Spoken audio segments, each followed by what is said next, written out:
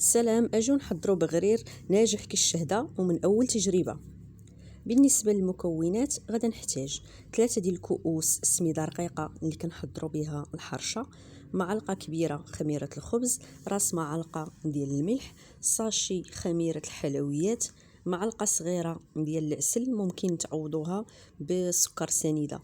وبالنسبه للماء غادا نحتاج 4 ديال الكؤوس الماء نكون دفيته غير شويه. نخلط المكونات كاملين مع بعضهم، غنطحنهم في الخلاط الكهربائي لمده 5 دقائق، من بعد نخليهم يختمروا 10 دقائق ونبدا نطيب. هنا النار تكون فوق المتوسط باش يتقب لكم البغرير،